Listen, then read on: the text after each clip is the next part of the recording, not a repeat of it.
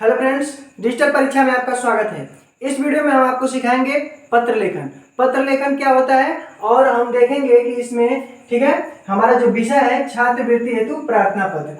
प्रार्थना पत्र लिखेंगे और यह बोर्ड की परीक्षा में हर साल 4 अंक का आता है। यदि आपका बोर्ड की परीक्षा में यदि आ जाए कि छात्रवृत्ति हेतु प्रार्थना पत्र लिखिए, तो यदि आप हमारे साथ इसको नोट कर लेते हैं और अच्छी तरह समझ लेते हैं तो आप 4 अंक प्राप्त कर सकते हैं। ठीक है, आइए देखते हैं। सबसे पहले क्या लिखना है, सेवा में। ठीक है, तो लाइन जो होगी वो सीधा लिखनी है, हमें ध्यान देनी है। ठीक है, सेवा में प्रधानाचार्य महोदय।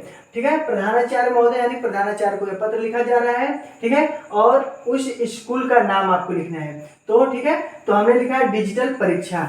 तो इस चैनल को आप सब्सक्राइब कीजिए, वीडियो पसंद आए तो लाइक कीजिए और अपने दोस्तों को शेयर भी कीजिए। ठीक है, और अपने स्कूल का आपको पता बताना है। उत्तर प्रदेश, आप जिस भी स्कूल में पढ़ते हैं, जहां भी पढ़ते हैं, उसका नाम और उसका पता आपको लिखना है। ठीक है, जस्ट प्रधानाचार्य महोदय के नीचे उसके बाद आपको विषय लिखना है। विषय में क्या लिखना है, छात्रवृत्ति हेतु प्रार्थना पत्र। ठीक है, महोदय यानी यह जो है सम्मानीय शब्द है, इसे लगाया जाता है। ठीक है, ध्यान दीजिए, महोदय हो गया। महोदय के नीचे जस्ट लिखना है आपको, तुरंत क्या लिखेंगे, सविनय निवेदन है कि मैं आपके विद्यालय में कक्षा 10वीं का आज्ञाकारी व मेधावी छात्र हूँ। ठीक है, ध्यान दीजिए, आकर्षण लगे इसलिए आप इसे लिखे आज्ञाकारी व मेधावी छात्र हूँ।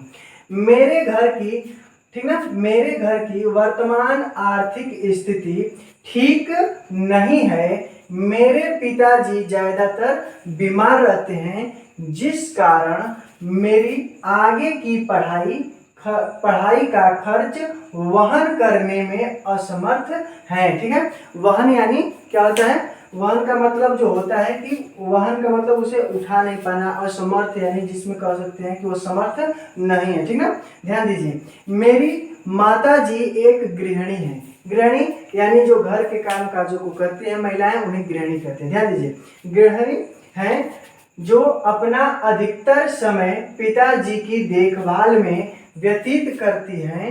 इस तरह मेरी आगे की पढ़ाई में व्यवधान आ रहा है। व्यवधान का मतलब होता है रुकावट, रुकावट आना। ठीक है, मैं अपनी पढ़ाई जारी रख सकूं, इसके लिए मेरी आपसे प्रार्थना है कि मेरी आर्थिक स्थिति को ध्यान में रखते हुए मुझे छात्रवृत्ति प्रदान करने की कृपा करें। ठीक है, ध्यान दीजिए, अब इसे नोट करते चलिए।